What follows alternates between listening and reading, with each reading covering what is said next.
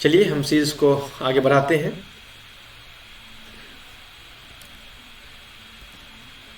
चलिए सीरीज को हम आगे बढ़ाते हैं। आप जानते हैं कि हम लोग किस टॉपिक को बात कर रहे हैं। हम लोग जो है TRE 2 के GS सेक्शन की बात कर रहे हैं। अभी हम 9 से लेकर 10 तक के GS सेक्शन था उस पर बात कर रहे हैं। इससे पहले तमाम वीडियोज जो है वो प्ले लिस्ट में है, जाएँ देखें।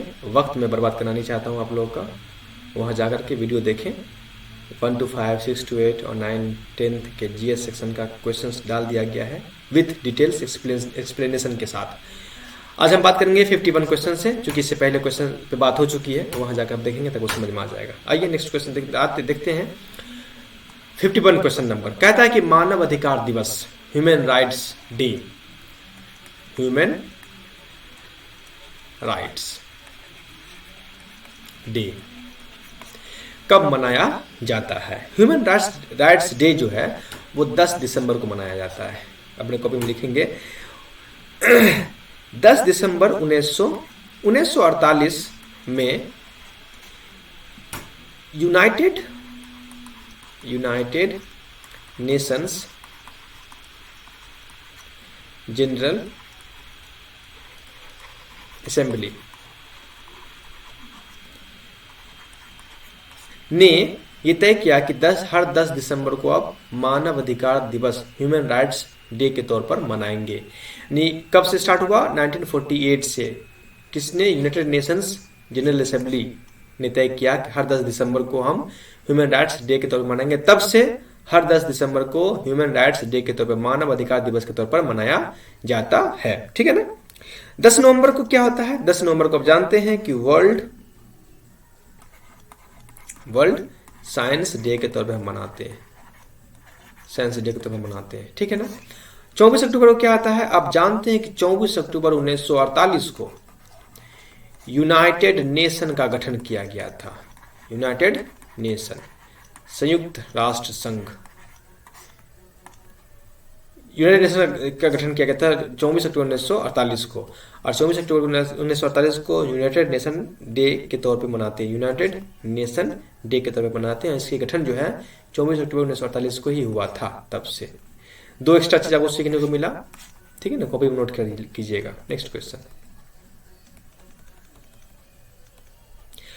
भारतीय राष्ट्रीय सेना INA, इंडियन नेशनल आर्मी इसे कहते हैं, के संस्थापक थे।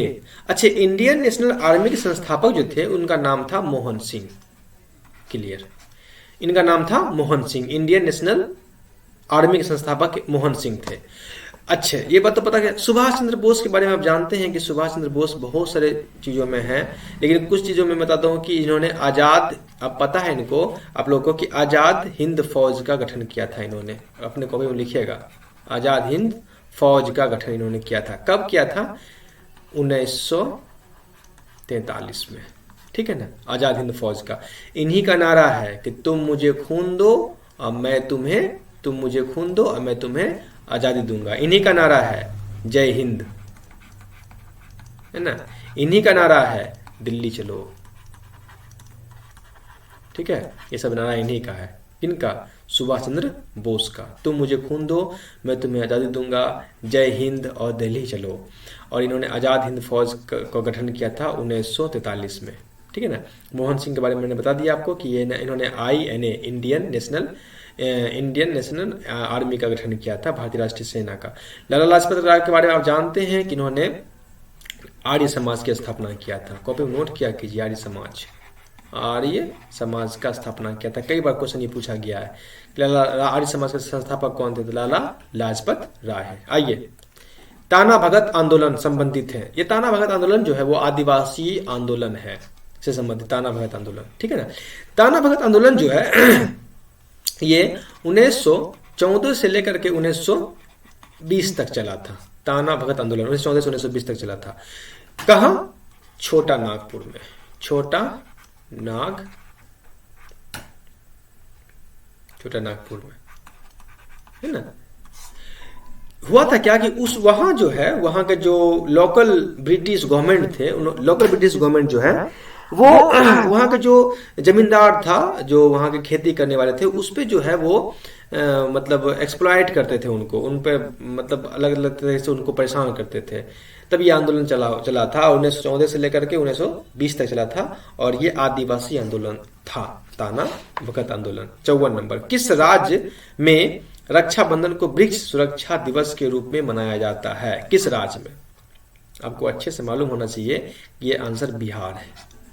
बिहार में हुआ क्या कि पर्यावरण के प्रति जागरूक करने के लिए, लोगों को पर्यावरण के प्रति जागरूक करने के लिए 13 अगस्त 2012 से 13 से यह तय किया गया कि इस दिन, रक्षाबंधन के दिन, हम बिहार वृक्ष संरक्षण दिवस के तौर पर मनाएंगे। बिहार वृक्ष संरक्षण दिवस के तौर पर मनाएंगे, दिवस के तौर पर मनाएंगे।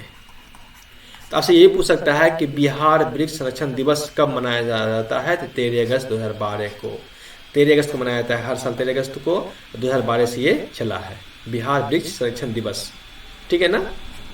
आइए बात करते हैं क्वेश्चन नंबर 55 पर। कहता है कि निम्नलिखित में से किस राज्य में काली मिट्टी, ब्लैक सॉइल, ब्लैक काली मिट्टी पाई जाती है? ब्लैक सॉइल को आप याद कॉपी में लिखिएगा, आपको पता होना चाहिए कि ब्लैक सॉइल को रेगूर मिट्टी भी कहते हैं, रेगूर मिट्टी, रेगूर सॉइल भी कहते हैं। कई बार क्वेश्चन पूछा गया था। तो ब्लैक सॉइल कहाँ पाया जाता है? तो आपको पता होना चाहिए कि ब्लैक सॉइल जो है वो कुछ हिंदुस्तान के कुछ ऐसे राज्य हैं जहाँ पाए जाते हैं, जैसे कि गुजरात में पाया जाता है, जैसे कि महाराष्ट्र में पाया जाता है, महाराष्ट्र में, है ना, महाराष्ट्र में पाया जाता है, जैसे कि मध्य प्रदेश में पाया जाता है, एमपी में पाया जाता है, मध्य प्रदेश में, जैसे कि पाया जाता है आंध्र प्रदेश में, एपी में पाया जाता है, जैसे कि ये पाया जाता है कर्नाटका में पाया जाता है, कर्नाटका में, है ना। इन सब इलाकों में ये रेगूर मिट्टी कहें, काली मिट्टी कहें, ब्लैक सॉइल कहें, ये सब पाया जाता है। इसका मतलब ये होगा कि ये इसका ऑप्शन जो हो जाएगा आपको, ये कर्नाटका हो जाएगा और गुजरात दोनों हो जाएगा। उत्तराखंड में नहीं पाया जाता है। उत्तराखंड में आप याद रखें, कॉपी में लिख लें, उत्तराखंड में एलुवियल सॉइल पाया जाता है। इसे कहते हैं इंग्लिश में, हिंदी में जलोढ़ मिट्टी। कई बार तब आप क्वेश्चन पूछे थे, मतलब आता है एग्जाम में, जलोढ़ मिट्टी पाया जाता है। कहाँ? उत्तराखंड में, कर्नाटका में, गुजरात में, महाराष्ट्र में, एमपी में, आंध्र प्रदेश में, कर्नाटका में, सब में काली मिट्टी, ब्लैक सॉइल पाया जाता है। आइए क्वेश्चन नंबर 56 देख लेते हैं। भारत में वनस्पति और जीवों की कितनी प्रजातियां हैं? यानी कि भारत में कितना वनस्पति और जीवों की प्रजातियां, यानी कि फ्लोरा और फौना इसे कहते हैं, कितने भारत में पाए जाते हैं? आपको याद करने मैं बता दूं कि पूरी दुनिया में, भारत में पूरी दुनिया का 8% फ्लोरा और फौना पाए जाते हैं, वनस्पति और जीव पाए जाते हैं पूरी दुनिया का 8% सिर्फ भारत में। और 81,000 प्रजाति जीवों की है भारत में, और 47,000 प्रजाति वनस्पति की है भारत में। ठीक है ना? 57 नंबर क्वेश्चन कहता है कि खनिज निम्नलिखित में से किस चट्टान के स्तर में जमा होता है? क्वेश्चन नंबर 6 to 8 जब हम लोग पढ़ रहे थे जीएस में, 6 to 8 डिस्कस, तो वहां भी ये क्वेश्चन पूछा गया था। इसलिए मैं कहता हूं कि तमाम जो अभी हमें डिस्कस किया हूं टॉपिक को, जीएस सेक्शन को, उस पर जाकर के आप उसको देखें, आपको बहुत फायदा होगा। ठीक है ना? ये जो खनिज जो है, मिनरल्स जो है, वो अवसादी चट्टान में पाया था। अवसादी कहते हैं, इसे कहते हैं sedimentary rock, sedimentary rock, sedimentary rock, है ना।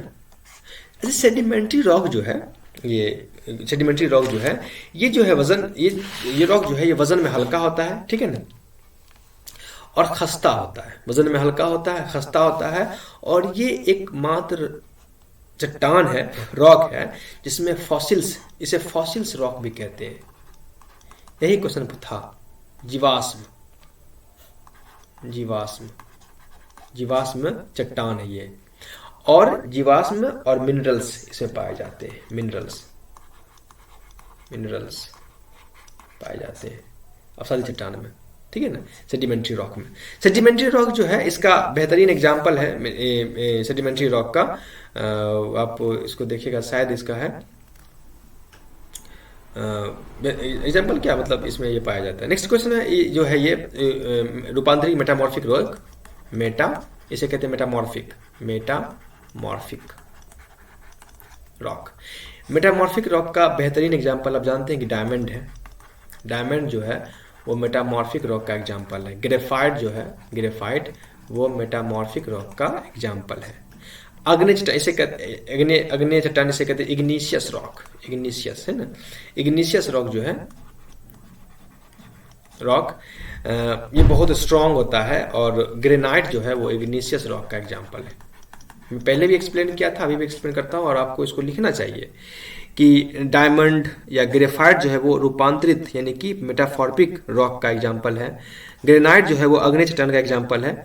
और सेडिमेंट्री रॉक के बारे में मैंने बता दिया था कि फॉसिल्स, जीवाश्म और मिनरल्स जो है वो सेडिमेंट्री यानी आबशारी चट्टान में पाया जाता है भरपूर मात्रा में, यानी प्रचुर मात्रा में। ठीक है ना। नेक्स्ट क्वेश्चन देखते हैं 58 का। कहता है निम्नलिखित में से फलीदार फसल, ये भी क्वेश्चन पिछले बार आया था। इसे कहते हैं लेग्यूमिनियस क्रॉप, फलीदार फसल, लेगुमिनस क्रॉप। इसके बारे में मैंने पिछली बार डिस्कस किया था कि वो फल, वो मतलब पौधे लेगुमिनस रॉक होते हैं जिनकी जड़ें जो होती है वो सीमित होती है, और साथ ही साथ वो तमाम तरह के लेगुमिनस पल्स जो होते हैं, पल्स जो होते हैं, जो भी पल्स होते हैं वो यानी कि दलहन, इसे दलहन कहते हैं। ये सब के सब पल्स जो है वो फलीदार फसल के एग्जाम्पल है। दलहन कौन कौन, जैसे कि दलहन में आप कह सकते हैं कि मूंगफली जो है, मूंगफली ये है।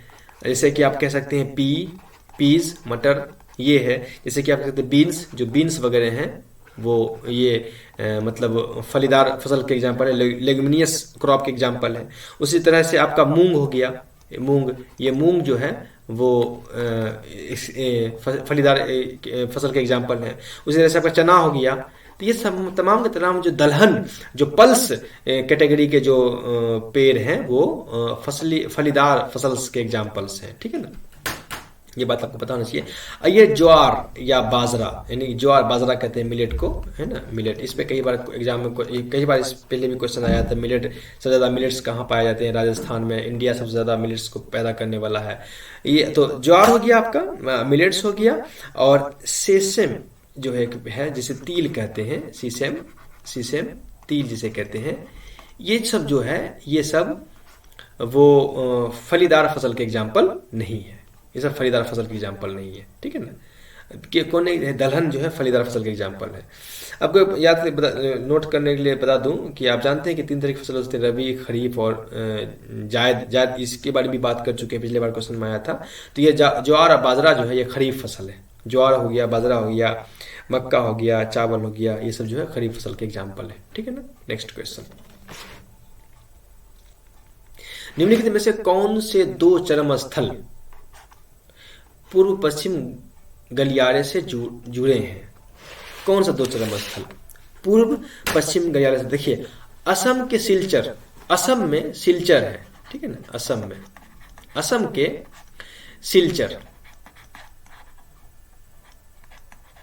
असम के सिलचर, और गुजरात के पोरबंदर, गुजरात के पोरबंदर,